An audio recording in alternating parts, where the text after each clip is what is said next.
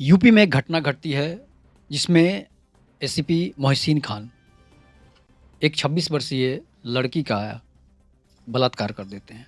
और होता क्या है, इस कहानी को मैं थोड़ा-सा आपको विस्तार से बताऊँगा। ये तत्कालिक घटना है, 2-4 दिन के अंदर की घटना है कि लखनऊ के रहने वाले एसीपी पीपीएस अधिकारी एसीपी मोहसिन खान, जो कि लखनऊ में पोस्टेड रहते हैं और लखनऊ में पोस्टेड के दौरान उन्हें क्राइम सेल मिलती है। क्राइम सेल जब मिलती है तो क्राइम ब्रांच जो है होता है, वो क्राइम सेल मिलती है उनको और क्राइम सेल के बारे में जो है साइबर सेल उनको जो है आवंटित होता है।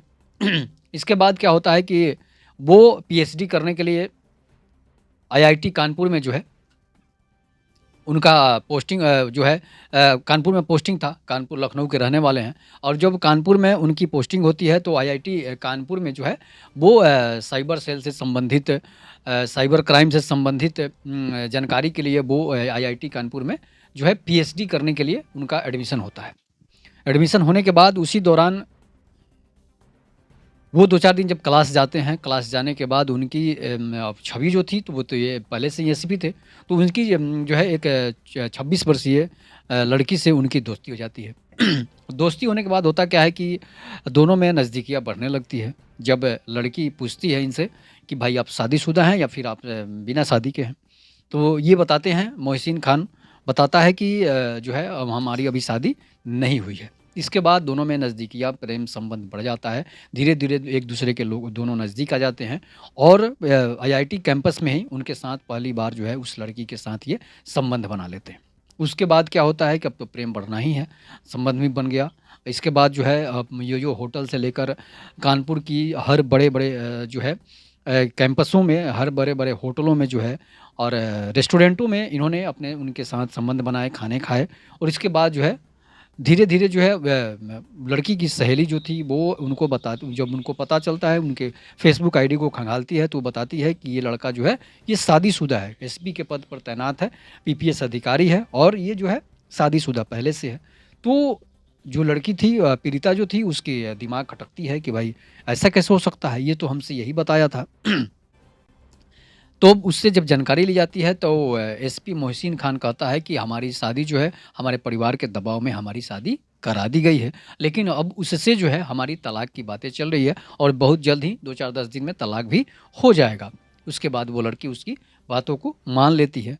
फिर इसके बाद जो है वह लड़की जो है उसके साथ फिर लड़की के साथ संबंध बनाना वो शुरू कर देता है। वो बार-बार यही काम करता है कि लड़की को किसी तरह जो है उसको बर्बाद कर दे। लड़की भी पीएचडी कर रही थी और 26 साल की लड़की थी। उसके बाद क्या होता है कि फिर उसके लड़की की सहेलियाँ जो होती है वो बताती है कि भाई ये लड़का लड़का जो है इसकी पत्नी जो है प्रेग्नेंट है। उसकी जानकारी जब पता चलता है, इस बात को भी वो पूछती है। तो वो बताता है कि नहीं हमने अपने पत्नी के साथ संबंध नहीं बनाए हैं, उनके साथ जो तलाक की अर्ज़ी चल रही है, तलाक जो है तलाक की बातें चल रही है। लेकिन फिर जब लड़की पूछती है, पीड़िता पूछती है कि भाई तुम जब तुम्हारे पत्नी के साथ जो है तलाक की बातें चल रही है तो फिर जो है उसके प्रेग्नेंट कैसे होगी? इसके बाद वो उसे से घुमाने-फिराने लगता है उस बातों में। उसके बाद बताता है कि हमारे परिवार की मर्ज़ी के, परिवार के दबाव की वज़ह से हमने जो संबंध बनाए और जो है वो प्रेग्नेंट हो गई है। इसके बाद ये खबर जो है अब लड़की समझ जाती है, पीड़िता समझ जाती है कि हमें घुमा-फिरा रहा है और हमें नोचने का प्रयास कर रहा है, या हमें बर्बाद करने की फ़िराक में है। उसके बाद वो मामला जो है अब वो अपने आईआईटी के जो है प्रोफ़ेसर से कहती है, अपने सहेलियों से बताती है, सभी दोस्तों से बताती है। इसके बाद होता क्या है कि उसके बाद जो है रिपोर्ट लिखाया जाता है। रिपोर्ट लिखाने के बाद इस पर जब जाँच पता चलती है कि भाई ये सही बात है या फिर गलत बात है, उसके बाद जो है रिपोर्ट लिखाने के बाद जो है प्रोफ़ेसर सहित सभी लोग जाकर थाने में रिपोर्ट दर्ज कराते हैं। उसके बाद इस पर कार्रवाई होती है और जो है डीसीपी अंकिता शर्मा को इसका प्रभार दिया जाता है कि आपको इसकी एसआईटी टीम की गठन होती है और इस पर जाँच जो है लगा दिया जाता है। अब कानपुर से उनको जो है डिमोशन करके उन्हें लखनऊ भेज दिया गया है और लखनऊ भेजने के बाद उन पर जाँच जो है टीम गठित कर दी गई है। जाँच जो है लग गई है और आगे उन पर रेप की धाराओं समेत लड़की के छेड़खानी समेत अनेक तरह के संगीन धाराएँ जो हैं उन पर दर्ज कर ली गई है और उसके बाद मोहसिन खान का अब बचना जो है मुश्किल है। इसलिए कि उसने उस लड़की के साथ अनेकों बार रेप किए हैं, बलात्कार किए हैं, संबंध बनाए हैं। उसके बाद तो रेप की धाराएँ चलेगी ही, इसके बाद छेड़खानी से लेकर झूठे आरोपों जो है उसे बरगलाने का भी आरोप जो है उस पर लगा हुआ है। इसके बाद अब अंकिता शर्मा जो है इस डीसीपी हैं जो इसकी जाँच कर रही हैं और इसके बाद आगे की कार्रवाई क्या होती है कि इस तरह से एक अधिकारी जो एक पीपीएस अधिकारी होता है, एसपी के पद पर जो है तैनात है और इस तरह की हरकतें करता है जिसमें खाकी ही दागदार हो जाए, तो इसी से आप अंदाज़ा लगा सकते हैं कि उसकी सोच, उसकी मानसिकता कितनी गिरी हुई होगी कि वो एसीपी होकर एक जो है लड़की के साथ एक जो है छेड़खानी करता है, लड़की के साथ संबंध बनाता है, उसे शादी का झांसा देता है और शादी का झांसा देकर जब उसे पता चलता है कि ये लड़की जो है लड़का जो है शादीशुदा है, तो वो अलग रहने की बात करती है, उससे जो है फिर इस पर एफआईआर दर्ज होता है और इस तरह से किसी लड़की को जीवन बर्बाद करने के लिए इस तरह के मामलात जो हैं क्यों ऐसे लोगों के मानसिकता है जो दिमाग में ऐसी बातें कैसे आ जाती है कि हम किसी लड़की को बर्बाद कर दें।